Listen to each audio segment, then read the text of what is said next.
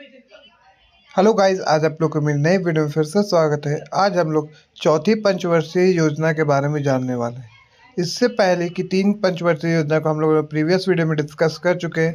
आज हम लोग का शुरुआत चौथी पंचवर्षीय योजना से होगा। देखिए, चौथी पंचवर्षीय योजना 1969 से 1974 की समय अवधि का है। याद रखिएगा, सबसे पहले तो सबका टाइम पीरियड याद रखना है। ध्येय इसका क्या था? स्थिरता के साथ विकास। पहला का क्या था मेरा? कृषि और सिंचाई में परियोजन में बढ़ोतरी। दूसरा में क्या था? लॉ इस्पात। तीसरा में क्या था मेरा? Take office. मतलब इन दोनों को करने के बाद क्या था मेरा? टेक ऑफिस, लेकिन वो असफल है। चौथा में क्या था मेरा? स्थिरता के साथ विकास। ये ध्येय वाक्य था। इसके समय में क्या होता है? चौथी पंचवर्षीय योजना के समय में जुलाई 1969 को 14 बैंकों का राष्ट्रीयकरण होता है। याद रखिएगा, 14 बैंकों का राष्ट्रीयकरण होता है।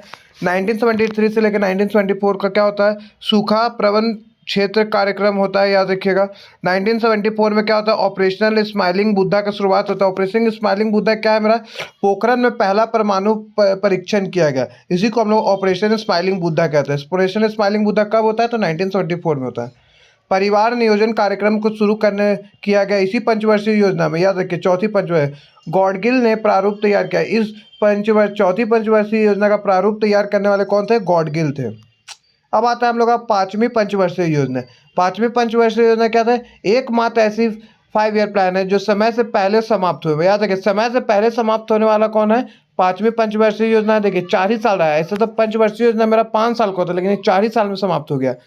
1978 में जनता पार्टी के पीएम जो मोरारजी देसाई थे, इन्होंने इस योजना को समाप्त कर दिया। याद रखिए, पूछता है कि पांचवी पंचवर्षीय योजना को समाप्त करने वाले कौन थे? तो मोरारजी देसाई थे।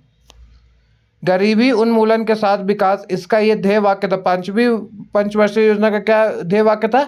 गरीबी उन्मूलन के साथ विकास। इसमें क्या होता है? आत्मनिर्भरता पे इसमें ज़्यादा ध्यान दिया गया पांचवी पंचवर्षीय योजना में। 1974 को क्या होता है? न्यूनतम आवश्यकता कार्यक्रम को शुरुआत किया गया 1974 में।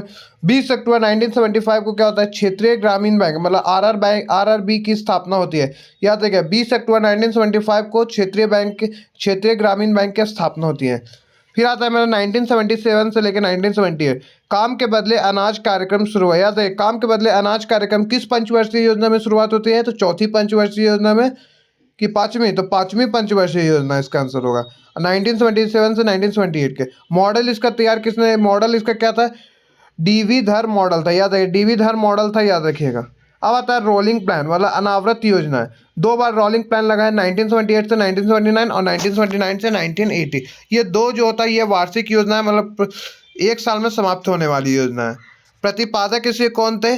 गुरनार मिडल थे। गुरनार मिडल के बुक का नाम पूछता है आप लोग से, तो एशियन ड्रामा बुक इनकी बुक है। अब आता है हम लोग का छठी पंचवर्षीय योजना। छठी पंचवर्षीय योजना, इसके समय कांग्रेस की सरकार थी। याद रखिए, छठी पंचवर्षीय योजना के समय किसकी सरकार थी? तो कांग्रेस की। इसकी समय अवधि कब से कब है? 1980 to 85 है। मॉडल क्या था? आगत निर्गत मॉडल था। याद रखिए, आगत और निर्गत मॉडल पे आधारित था। उद्देश्य इसका क्या था? रोजगार सृजन करना प्लस गरीबी उन्मूलन। याद रखिए, इसका मुख्य उद्देश्य छठी पंचवर्षीय योजना का क्या था? रोजगार को बढ़ाना और गरीबी उन्मूलन करना। 1980 में 6 बैंकों का राष्ट्रीयकरण होता है। याद रखिए, पांचवी पंचवर्षीय योजना में क्या होता है मेरा? 14 बैंकों का, लेकिन छठी पंचवर्षीय योजना में मेरा 6 बैंकों का राष्ट्रीयकरण होता है। 1982 में क्या होता है? नाबार्ड की स्थापना होती है और एग्जिम बैंक की स्थापना होती है। याद है, इन 2 साल में क्या होता है? नाबार्ड और एग्जिम बैंक की स्थापना होती है।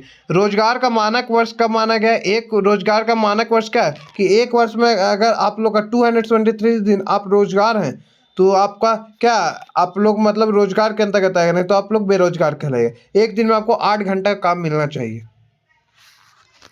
15 वर्ष को ध्यान में रखकर नीतिगत विकास, मतलब अगले आने वाले 15 वर्ष को ध्यान में रखकर इसमें नीतिगत विकास का लक्ष्य रखा गया।